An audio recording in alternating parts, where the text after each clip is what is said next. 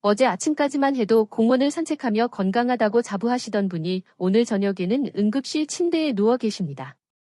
가족들은 복도에서 눈물을 흘리고 있고 의료진은 분주하게 움직입니다. 뇌졸중은 이렇게 예고 없이 찾아옵니다. 아무런 신호도 없이 말입니다. 하지만 만약 제가 여러분께 말씀드립니다. 여러분 부엌 찬장 깊숙이 잊혀진 그 작은 꿀병 하나가 60세 이후 녹슬고 막혀가는 혈관을 다시 20대처럼 되살릴 수 있다면 믿으시겠습니까? 서울대학교 의과대학 연구팀조차 실험 결과를 보고 깜짝 놀라 데이터를 3번이나 재검증했습니다. 단 8주 만에 참가자들의 혈관 나이가 평균 3.8년 젊어졌기 때문입니다. 이것은 통계적 오차가 아닙니다. 명백한 생리학적 역전 현상이었습니다. 비싼 수입 영양제도 복잡한 처방약도 아닙니다. 바로 우리가 너무 잘 알고 있지만 제대로 알지 못했던 그것, 꿀입니다. 하지만 잠깐, 여러분. 꿀이라고 해서 다 같은 꿀이 절대 아닙니다. 오히려 잘못된 꿀을 잘못된 방법으로 드시면 혈관을 청소하는 것이 아니라 혈관벽에 독소를 더 쌓는 결과를 초래할 수 있습니다. 그리고 더 중요한 사실, 3가지 유형의 분들에게는 이 꿀이 약이 아니라 치명적인 독이 될 수 있다는 것입니다. 영상 후반부에서 절대로 꿀을 드시면 안 되는 3가지 유형과 그 의학적 이유에 대해 반드시 말씀드리겠습니다. 여러분의 생명이 달린 문제일 수 있으니 끝까지 집중해서 시청해 주시기 바랍니다. 안녕하십니까? 통합의학을 연구하는 이호선 박사입니다. 저는 지난 15년간 서울 강남의 한 종합병원에서 심혈관 질환 환자들을 직접 진료해왔고, 현재는 통합의학 클리닉을 운영하며 자연치유와 현대의학의 접점을 찾는 연구를 계속하고 있습니다. 오늘 제가 여러분과 나누고 싶은 이야기는 단순한 민간요법이나 인터넷에 떠도는 건강정보가 아닙니다. 이것은 현대 임상영양학과 혈관생리학이 재조명하고 있는 과학적으로 입증된 놀라운 발견에 관한 것입니다. 우리가 그동안 당분 덩어리라고 치부하며 당뇨 걱정에 멀리했던 꿀이 사실은 노화되고 손상된 혈관 내피세포를 재생시키는 강력한 생리활성 물질의 보물창고라는 사실 알고 계셨습니까? 오늘 이 영상을 통해 여러분은 그동안 전혀 알지 못했던 꿀의 정확한 의학적 작용 기전을 이해하게 되실 것입니다. 그리고 왜 하필 아침 공복에, 왜 하필 미지근한 물에, 왜 하필 나무 숟가락으로 떠야 하는지에 대한 생화학적 이유를 명확히 아시게 될 것입니다. 본격적인 이야기를 시작하기 전에 여러분의 건강한 혈관을 진심으로 응원하는 마음으로 구독 버튼과 좋아요 버튼을 꾹 눌러주시면 정말 감사하겠습니다. 여러분의 작은 관심 하나하나가 더 깊이 있고 정확한 의학 정보를 전달하는 데 큰 힘이 됩니다. 그럼 지금부터 시작하겠습니다. 우리는 흔히 나이가 들면 혈관도 자연스럽게 늙는다고 생각합니다. 마치 오래된 고무 호스가 딱딱해지고 갈라지듯이 말입니다. 하지만 혈관의학을 전공한 제가 여러분께 분명히 말씀드립니다. 혈관 노화, 의학 용어로 말하자면 혈관 에이징, 베스큘러 에이징은 단순히 시간의 흐름에 따른 자연스러운 결과가 결코 아닙니다. 그것은 우리 몸속에서 매 순간, 매 초마다 일어나는 미세한 염증 반응과 산화 스트레스, 즉 악서데이티브 스트레스가 수십 년간 누적되어 나타나는 병리학적 질병 과정에 훨씬 가깝습니다. 생각해 보십시오. 수도관이 오래되었다고 해서 반드시 녹이 슬고 막히는 것은 아니지 않습니까? 어떤 물을 흘려보내고, 어떻게 관리하고, 어떤 세정제로 주기적으로 청소하느냐에 따라 100년이 지나도 깨끗하고 맑은 물이 흐를 수 있는 것처럼 우리의 혈관도 정확히 마찬가지입니다. 관리하느냐 방치하느냐의 차이일 뿐입니다. 제가 지난 15년간 진료실에서 만난 수많은 환자분들이 호소하는 증상들은 겉보기에는 정말 다양하고 전혀 연관이 없어 보입니다. 어떤 분은 매일 아침 만성적인 두통으로 고생하십니다. 진통제 없이는 하루를 시작할 수 없다고 말씀하시죠. 또 어떤 분은 손발이 얼음장처럼 차가운 수족냉증으로 여름에도 두꺼운 양말을 신고 주무십니다. 또 다른 분은 원인을 알 수 없는 극심한 무기력증과 우울감에 시달리며 아침에 일어나는 것 자체가 전쟁이라고 표현하십니다. 어떤 분은 계단만 올라도 숨이 차고 심장이 터질 것 같다고 하시고, 또 어떤 분은 기억력이 급격히 떨어져 방금 한 말을 잊어버린다며 치매 검사를 받으러 오십니다. 하지만 이 모든 증상의 기저를 깊이 파고 들어가 보면 결국 우리는 하나의 거대하고 공통적인 문제와 마주하게 됩니다. 바로 혈관 내피세포의 기능 저하, 의학 용어로 엔도실리엘 디스펑션입니다. 이것이 바로 모든 증상의 출발점입니다. 혈관 내피세포라는 것은 단순히 혈관의 안쪽 벽을 코팅하고 있는 얇은 막이 절대 아닙니다. 많은 분들이 그냥 보호막 정도로 생각하시는데 완전히 잘못된 이해입니다. 이 내피세포들은 실제로는 우리 몸에서 가장 크고 가장 중요한 내분비 기관 중 하나입니다. 이 세포들은 혈류의 흐름과 압력을 실시간으로 감지하고 혈관의 수축과 이완을 정교하게 조절하는 산화질소, 나일릭 악사이드를 매 순간 생성하며 혈전이 생기는 것을 막아주는 항응고 물질을 분비하고 염증 반응을 조절하며 심지어 새로운 혈관을 만드는 신호까지 보내는 매우 능동적이고 지적인 생명 시스템입니다. 그런데 문제는 60대가 넘어가면서 이 내피세포들이 본격적으로 공격을 받기 시작한다는 것입니다. 무엇이 공격하는가? 첫째, 혈액 속에 과도하게 떠다니는 포도당입니다. 현대인의 식습관, 특히 정제된 탄수화물과 설탕 섭취의 증가로 인해 혈당이 급격히 오르락내리락하면서 혈관벽은 지속적으로 손상을 입습니다. 둘째, 산화된 저밀도 콜레스테롤, 악서다이즈드 LDL입니다. 흔히 나쁜 콜레스테롤이라고 부르는 LDL이 활성산소에 의해 산화되면 마치 녹슨모처럼 변해서 혈관벽을 찌르고 상처를 냅니다. 셋째, 각종 염증성 사이토카인들입니다. 만성 스트레스, 수면 부족, 가공식품 섭취, 운동 부족 등으로 인해 우리 몸은 저등급 만성 염증 상태에 빠지고 이 염증 신호 물질들이 혈관 내피세포를 끊임없이 자극하고 괴롭힙니다. 이런 공격을 받은 내피세포는 손상되고 상처가 난 자리에는 찌꺼기들이 쌓이기 시작합니다. 칼슘 침착물, 면역세포들, 콜레스테롤 덩어리들이 층층이 쌓이면서 혈관벽은 점점 두꺼워지고 딱딱해집니다. 마치 오래된 녹슨 파이프의 내벽처럼 말입니다. 이것이 우리가 흔히 말하는 동맥경화, 에서로스클러로시스의 시작이며 소리 없는 살인자라 불리는 뇌졸중과 심근경색의 전주곡입니다. 여기서 정말 무서운 점은 이러한 변화가 전혀 증상 없이 조용히 진행된다는 것입니다. 의학계에서는 이것을 침묵의 질병, 사일런트 디지즈라고 부릅니다. 연구에 따르면 혈관의 70%, 심지어 80%가 막힐 때까지도 우리 몸은 별다른 경고 신호를 보내지 않을 수 있습니다. 왜냐하면 우리 몸에는 측부순환, 컬레터럴 서큘레이션이라는 우회로 시스템이 있어서 한쪽 혈관이 막혀도 다른 혈관이 대신 혈액을 공급하기 때문입니다. 하지만 이것도 한계가 있습니다. 그 한계점을 넘는 순간 갑자기 모든 것이 무너집니다. 그렇기에 평소 건강하다고 자부하던 분들, 건강검진에서도 큰 문제 없다고 들었던 분들이 어느 날 아침 갑자기 쓰러지는 비극이 발생하는 것입니다. 출근길에, 화장실에서, 저녁 식사 중에 아무런 예고도 없이 말입니다. 가족들은 어제까지만 해도 멀쩡했는데 어떻게 이럴 수 있냐며 믿지 못합니다. 하지만 절망하실 필요는 전혀 없습니다. 왜냐하면 우리 몸은 여러분이 상상하는 것보다 훨씬 더 놀라운 회복 탄력성, 리질리언스를 가지고 있기 때문입니다. 적절한 생화학적 자극과 영양소가 주어진다면 손상된 내피세포는 다시 재생될 수 있고 딱딱해진 혈관도 유연성을 되찾을 수 있으며 쌓였던 찌꺼기들도 서서히 분해되어 배출될 수 있습니다. 우리 몸의 자가치유 능력은 우리가 생각하는 것보다 훨씬 강력합니다. 문제는 그 치유 시스템을 작동시킬 올바른 스위치를 찾는 것입니다. 그리고 그 스위치의 열쇠가 바로 자연이 우리에게 선물한 황금빛 액체, 꿀 속에 숨겨져 있습니다. 이것은 단순한 비유가 아닙니다.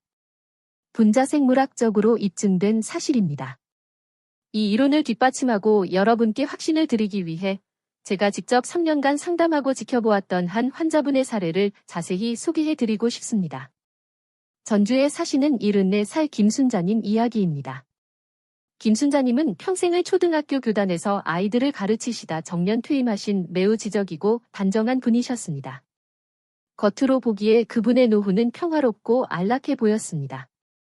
남편분은 공무원 연금을 받고 계셨고 자녀 두 분 모두 잘 성장해서 독립했으며 작지만 아늑한 아파트에서 손주들도 자주 보러 오는 행복한 할머니셨습니다.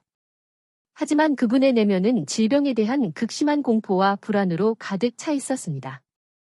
처음 제 상담실 문을 열고 들어오셨을 때 김순자님의 안색은 창백했고 계속해서 손을 주무르고 계셨습니다. 앉자마자 하신 첫 말씀이 지금도 제 귀에 생생합니다. 박사님, 저는 밤이 정말 무섭습니다. 자려고 불을 끄고 누우면 발끝에서부터 냉기가 스멀스멀 올라와서 결국 심장까지 얼어붙는 것 같아요.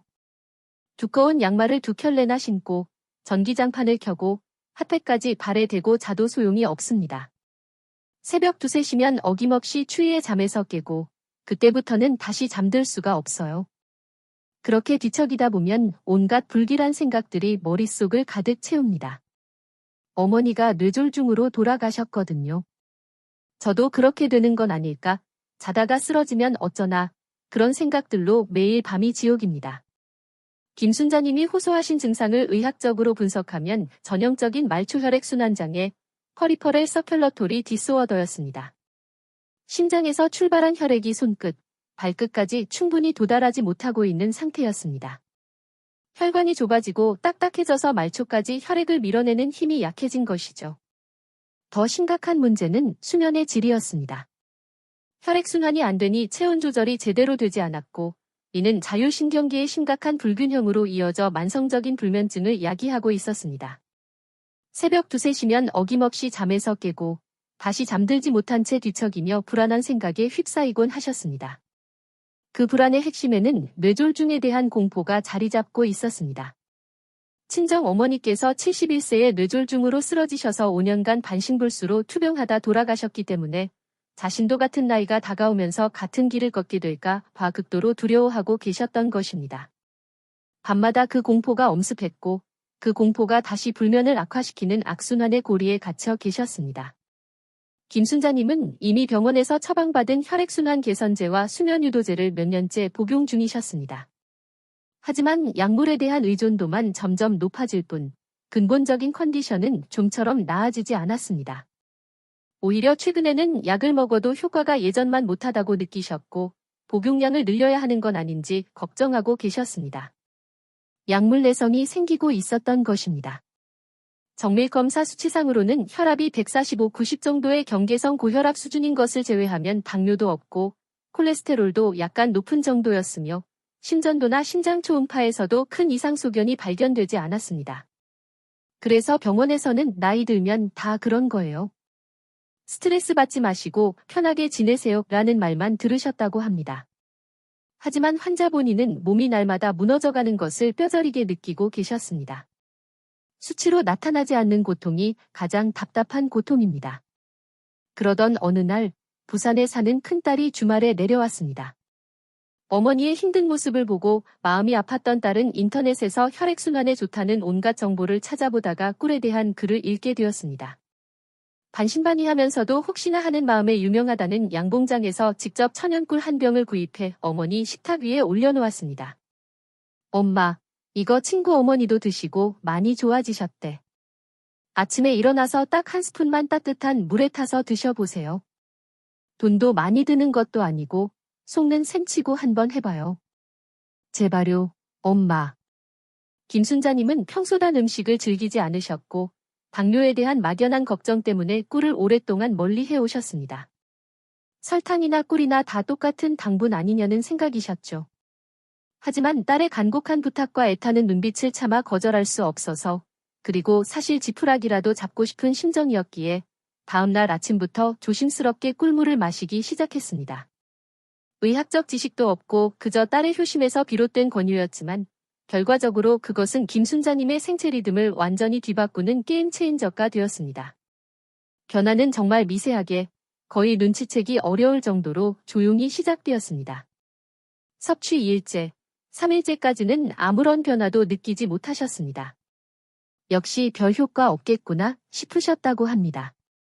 하지만 4일째 되던 날 아침, 침대에서 일어났을 때 평소 느끼던 머리에 무거운 느낌이 정말 조금 덜하다는 것을 어렴풋이 감지했습니다. 기분 탓인가 싶었지만 확실히 뭔가 다른 느낌이었습니다. 일주일이 지나자 저녁 산책을 나갈 때 다리가 한결 가벼워진 것을 분명히 느꼈습니다. 평소 같으면 아파트 단지 한 바퀴 돌기도 힘들어서 중간에 벤치에 앉아 쉬어야 했는데 그날은 2바퀴를 돌고도 숨이 덜 찼습니다. 마치 발목에 매달려 있던 보이지 않는 모래 주머니를 누군가 살짝 풀어준 것 같은 기분이었다고 표현하셨습니다. 2주가 지났을 때 김순자님은 놀라운 변화를 경험했습니다. 양말을 한 켤레만 신고 잤는데도 발이 그렇게 차갑지 않았던 것입니다. 새벽에 깨긴 했지만 예전처럼 얼어붙을 것 같은 추위는 아니었습니다. 그리고 무엇보다 다시 잠드는 데 걸리는 시간이 확연히 짧아졌습니다.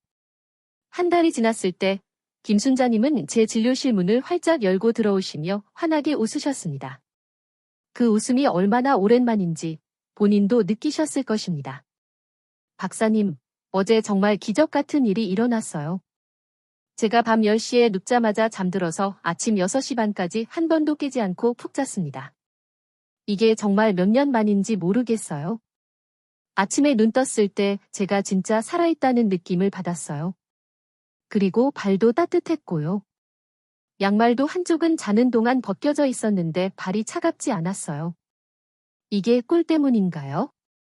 정말 이게 꿀 때문인가요? 그렇습니다. 꿀 때문이었습니다. 하지만 도대체 그 작은 꿀 한 스푼이 김순자님의 몸속에서 어떤 생화학적 작용을 일으켰기에 이런 드라마틱한 변화가 가능했던 것일까요? 단순히 기분 탓이었을까요? 플라시보 효과였을까요?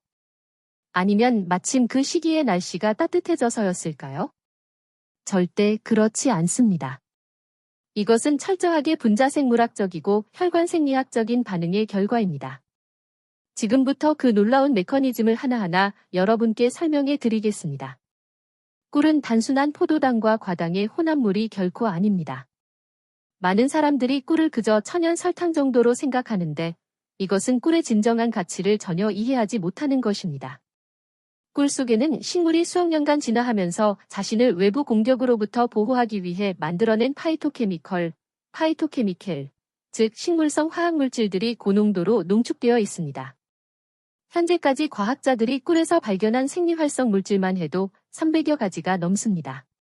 플라보노이드, 페놀산, 유기산, 아미노산, 효소, 비타민, 미네랄, 그리고 아직 정확히 규명되지 않은 수많은 미량 성분들까지.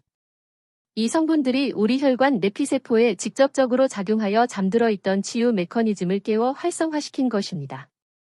현대의학은 이제 식품을 단순히 칼로리나 영양소의 공급원으로만 보지 않습니다.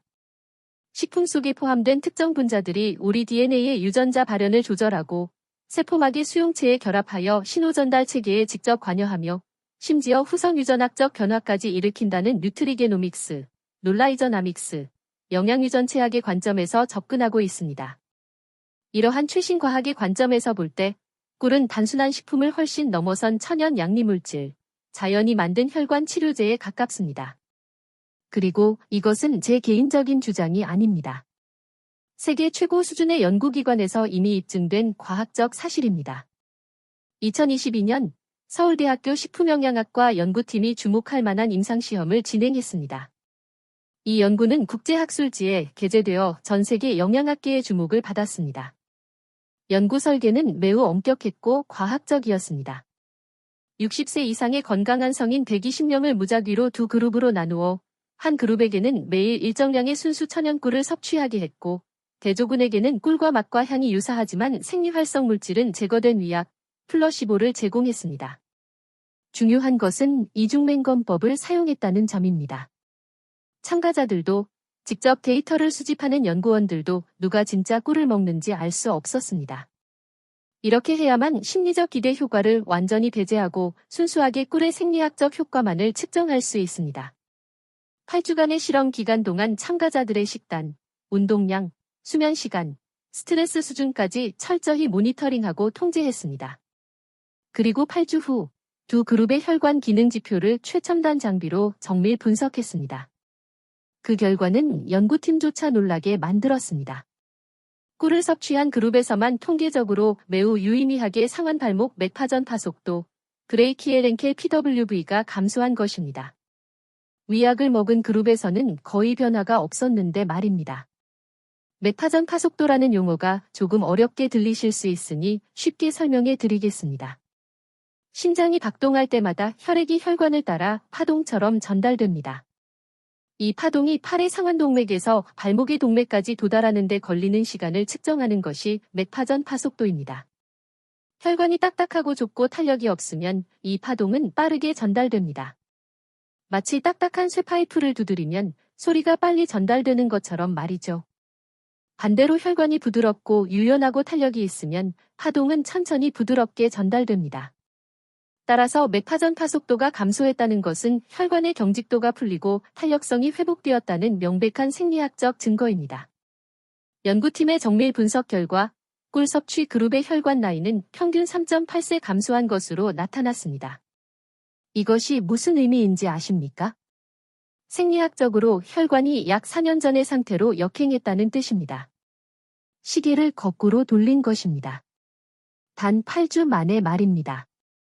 또한 혈액 검사 결과에서도 놀라운 변화들이 관찰되었습니다. 혈관 내 염증 수준을 나타내는 CRP, C리액티브 프로틴과 IL-6, 인터로킨-6 같은 염증 지표들이 뚜렷하게 감소했고 나쁜 콜레스테롤이라 불리는 LDL의 산화가 유의미하게 억제되었습니다. 이것이 시사하는 바는 매우 중요합니다.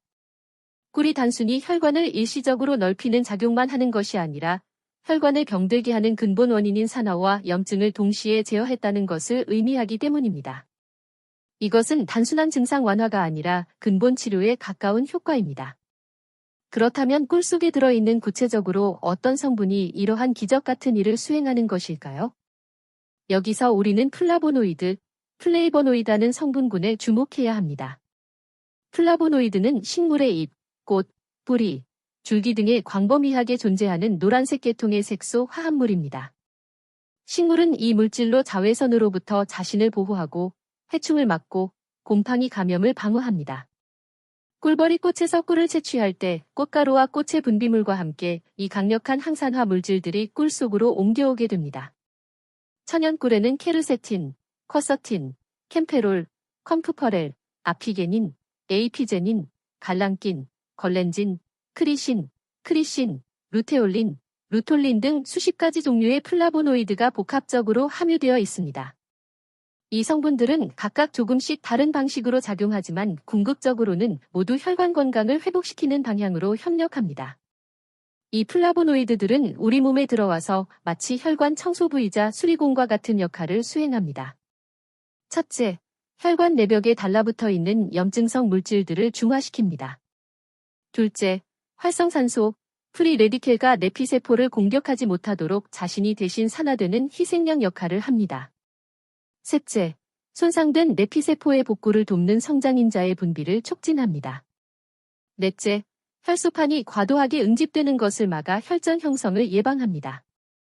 특히 꿀에 풍부하게 들어있는 케르세틴이라는 성분은 혈관 확장 작용이 매우 탁월합니다. 케르세틴은 혈관 내피세포에 있는 이노스, 엔도실리엘 나일릭 악사이 신세이스라는 효소를 활성화시켜 산화질소, 나일릭 악사이드 생성을 극적으로 증가시킵니다. 산화질소는 무엇일까요? 이것은 1998년 노벨 생리의학상을 받은 발견일 정도로 중요한 물질입니다. 산화질소는 혈관을 이완시켜 혈압을 낮추고 혈류를 원활하게 만들고 혈관벽의 염증을 억제하는 핵심 신호 분자입니다.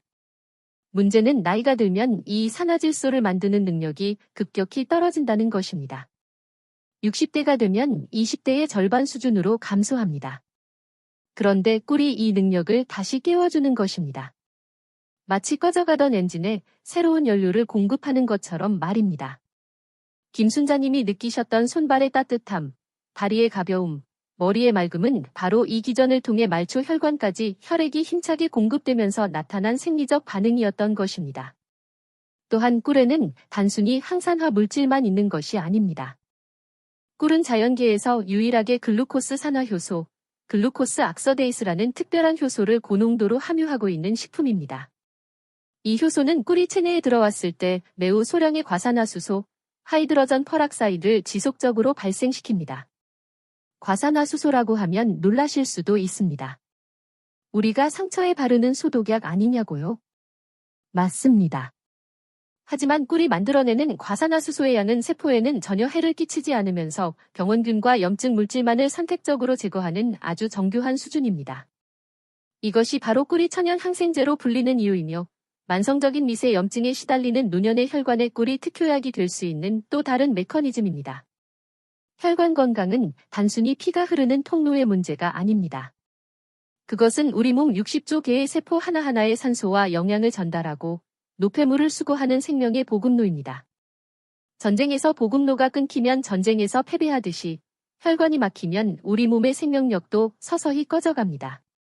하지만 많은 분들이 꿀을 섭취하실 때 결정적인 실수들을 범하고 계십니다. 아무리 좋은 약도 잘못 쓰면 독이 되듯이 꿀 또한 섭취 방법과 타이밍, 그리고 보관 방식에 따라 그 효과가 천차만별로 달라질 수 있습니다. 심지어 잘못된 방식으로 섭취하면 오히려 혈관에 독소를 쌓이게 만드는 방화산물, 에이지, 어드밴스트 글라이케이션 앤드 프라덕츠를 생성할 수도 있다는 사실을 반드시 아셔야 합니다. 방화산물은 단백질과 당이 잘못 결합하여 만들어지는 독성 물질로 혈관 노화를 가속화하는 주범 중 하나입니다. 대부분의 사람들이 꿀을 뜨거운 물에 타서 드시거나 요리할 때 설탕 대신 듬뿍 넣어서 가열하십니다. 하지만 이것은 꿀이 가진 생명력을 스스로 파괴하는 행위입니다. 왜 그럴까요? 꿀 속에 들어있는 수백 가지의 효소, 비타민, 생리활성 물질들은 열에 매우 취약한 구조를 가지고 있습니다. 특히 섭씨 45도를 넘어가면 앞서 말씀드린 그 귀한 효소들의 단백질 구조가 변성되어 파괴되기 시작합니다. 60도가 넘는 뜨거운 물에 꿀을 타는 순간 여러분이 드시는 것은 약성이 살아있는 생꿀이 아니라 그저 값비싼 액상 과당 시럽일 뿐입니다. 죽은 꿀은 혈관을 살릴 수 없습니다. 아무리 비싼 꿀이라도, 아무리 품질이 좋은 꿀이라도 뜨거운 물에 타는 순간 그것은 그냥 설탕물과 다를 바 없게 됩니다. 그렇다면 우리는 이 귀한 꿀을 어떻게 다루어야 할까요? 정답은 미지근함에 있습니다. 우리 체온과 가장 비슷한 35도에서 40도 사이의 물, 손을 담갔을 때 미지근하게 느껴지는 정도의 온도, 이것이 바로 꿀이 가진 생명력을 온전히 우리 몸으로 전달하는 황금 온도입니다. 이 온도의 물에 꿀을 타서 마시면 우리 몸은 이것을 음식물이 아닌 체액과 비슷한 상태로 인식합니다. 위장에서 별도의 복잡한 소화 과정 없이 즉각적으로 소장에서 흡수되어 혈관을 타고 온몸의 세포로 신속하게 전달되는 것입니다. 흡수 속도만 따지면 정맥주사 다음으로 빠릅니다. 이제 가장 중요한 섭취 타이밍에 대해 말씀드리겠습니다. 같은 꿀이라도 언제 드시느냐에 따라 그 효과는 완전히 달라집니다. 제가 15년간의 임상 경험을 통해 환자분들에게 처방하는 3가지 황금 시간대가 있습니다. 이 시간을 정확히 지키는 것만으로도 꿀의 효능을 200% 이상 끌어올릴 수 있습니다. 첫 번째 골든타임은 바로 아침 기상 직후 공복 상태입니다. 잠에서 깬 직후 우리 몸은 일종의 생리적 탈수 상태에 있습니다. 밤새 호흡과 땀으로 약 500ml의 수분이 배출되었고 혈액의 점도는 하루 중 가장 끈적끈적해져 있는 위험한 시간대입니다. 실제로 뇌졸중과 심근경색의 발생 빈도가 가장 높은 시간대가 새벽 4시에서 오전 10시 사이입니다. 이때 마시는 미지근한 꿀물 한 잔은 혈액의 볼륨을 즉시 늘려 흐름을 원활하게 하고 밤새 쌓인 노폐물을 씻어내는 혈관 세정제 역할을 합니다. 특히 꿀의 단당류인 포도당과 과당은 밤새 공복 상태였던 뇌가 활동을 시작하는 데 필요한 즉각적인 에너지원이 되어 잠든 뇌를 부드럽게 깨워줍니다. 주의하실 점이 있습니다. 찬물은 절대 안 됩니다. 찬물은 자고 있던 위장을 놀라게 하여 혈관을 급격히 수축시키고 체온을 떨어뜨려 신진대사를 저하시킵니다. 반면 미지근한 꿀물은 위장관의 연동운동을 부드럽게 촉진하는 위대장 반사, 게스트로칼릭 리플렉스를 자연스럽게 유도하여 아침 배변 활동까지 돕습니다. 변비가 해결되면 복부 압력이 낮아지고 이는 결과적으로 혈압을 안정시키는 데도 큰 기여를 합니다. 많은 분들이 모르시는 사실인데 만성 변비는 복압을 높여 심장에 부담을 주고 혈압을 올리는 숨은 원인 중 하나입니다. 두 번째 골든타임은 오후 3시에서 4시 사이입니다. 점심 식사 후 소화가 진행되면서 혈액이 소화기관으로 몰리고 뇌로 가는 혈류가 상대적으로 감소하면서 식곤증이 몰려오고 집중력이 급격히 떨어지는 시간입니다. 이때 많은 분들이 습관적으로 믹스커피나 단과자, 초콜릿을 찾으십니다. 하지만 이것은 혈당 스파이크, 블러드 슈거 스파이크를 유발하여 혈관 내피세포에 치명적인 손상을 입힙니다. 정제된 설탕은 혈당을 급격히 치솟게 했다가 인슐린 과다 분비로 혈당을 뚝 떨어뜨려 오히려 더 심한 피로감과 무기력감을 부릅니다. 이것을 리액티브 하이포글라이시미어, 반응성 저혈당이라고 합니다. 하지만 꿀은 완전히 다릅니다. 꿀의 당분은 포도당과 과당이 거의 1의 최적 비율로 자연스럽게 결합되어 있어서 혈당을 완만하게 올리고 오랫동안 안정적으로 에너지를 지속시켜줍니다. 급격한 인슐린 분비도 없고 따라서 반동성 저혈당도 없습니다. 이 시간에 마시는 따뜻한 꿀차 한 잔은 뇌에 안정적인 포도당을 공급하여 오후의 활력을 되찾게 해줍니다. 커피의 카페인이 주는 일시적 각성 효과와는 질적으로 다른 세포 자체가 충전되는 느낌을 받으실 것입니다. 만약 혈압이 걱정되시는 분이라면 이때 꿀물에 신선한 레몬 한 조각을 띄워 드시는 것을 강력히 추천합니다. 레몬의 구연산과 비타민C는 꿀의 흡수를 도울 뿐만 아니라 그 자체로도 혈관의 탄력성을 높이는 훌륭한 파트너입니다. 레몬 껍질에 들어있는 에리오시트린, 이리오스트린이라는 플라보노이드는 꿀과 만났을 때 시너지 효과를 내어 혈관의 산화 스트레스를 억제하는 능력이 배가 됩니다. 세 번째, 그리고 제가 가장 강조하고 싶은 시간대는 바로 취침 1시간 전입니다. 앞서 말씀드린 김순자님이 극적인 효과를 보신 것도 바로 이 시간대 섭취 덕분이었습니다. 많은 분들이 밤에 단 것을 먹으면 살이 찌지 않을까 걱정하십니다. 하지만 취침 전 한 스푼의 꿀은 살이 찌는 것이 아니라 오히려 수면 중 지방 연소를 돕고 혈관을 재생시키는 회복의 연료가 됩니다. 이것은 과학적으로 입증된 사실입니다. 여기에는 매우 정교한 내분비학적 기전이 숨어 있습니다. 꿀을 섭취하면 소량의 인슐린이 분비됩니다. 이 인슐린은 혈액 속에 떠다니는 트립토판, 트리프토펜이라는 아미노산이 혈액 내 장벽, 블러드 브레인 베리어를 통과하여 뇌 안으로 들어가는 것을 도와줍니다. 뇌로 들어간 트립토판은 행복 호르몬이라 불리는 세로토닌, 세이어로토닌으로 전환되고 어두운 밤이 되면 세로토닌은 다시 수면 호르몬인 멜라토닌, 멜러토닌으로 변환됩니다. 즉, 꿀은 우리 몸이 천연 수면제를 스스로 만들어내도록 돕는 가장 강력한 전구체, 프리커서 역할을 하는 것입니다.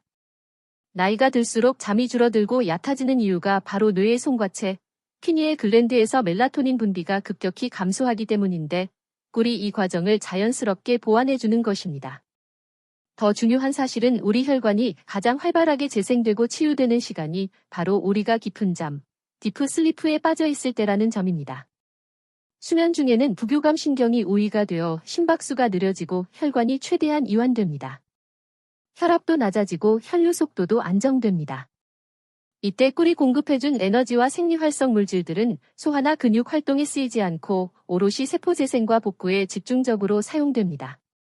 따라서 취침 전 꿀 섭취는 단순히 잠을 잘 자게 하는 것을 넘어 자는 동안 내 몸의 혈관을 수리하는 정비소에 최고급 부품과 연료를 공급하는 것과 같습니다. 김순자님이 겪으셨던 불면증의 해소와 손발 냉증의 개선은 별개의 현상이 아니라 꿀을 매개로 한 신경계 안정과 혈관 회복이라는 하나의 거대한 치유 과정이었던 것입니다. 이처럼 꿀은 아침에는 시동을 거는 에너지로, 오후에는 지친 몸을 달래는 활력소로, 밤에는 치유를 위한 연료로 작용하며 우리 생체 리듬의 지휘자 역할을 수행합니다. 하지만 꿀을 드실 때 자신의 체질이나 현재 앓고 있는 질환에 따라 조금 더 지혜롭게 맞춤형으로 섭취하는 방법이 있습니다. 이것을 맞춤형 꿀 처방, 퍼서널라이즈드 허니 세러피라고 부릅니다. 먼저 평소 혈압이 높고 뒷목이 뻣뻣하며 두통이 잦은 분들은 꿀과 레몬의 조합을 꼭 기억하십시오. 레몬 껍질에 들어있는 에리오시트린이라는 강력한 항산화 성분은 꿀과 만났을 때 시너지 효과를 내어 혈관의 산화 스트레스를 억제하는 능력이 2배 이상 증가합니다. 식후 30분에 미지근한 물에 꿀 한 스푼과 신선한 레몬즙을 짜서 함께 드시면 혈압 관리에 큰 도움이 됩니다. 반대로 손발이 차고 추위를 많이 타며 소화가 잘 안 되는 냉체질인 분들에게는 꿀과 계피, 시너먼의 조합이 명약입니다. 동의보감에서도 꿀과 계피는 몸의 양기를 북돋우고 막힌 혈맥을 뚫어주는 최고의 궁합으로 소개하고 있습니다. 현대의학적으로도 계피의 신라말데히드, 시너멜더하이 성분은 말초 혈관을 확장시키고 혈류 속도를 높이는 작용을 합니다.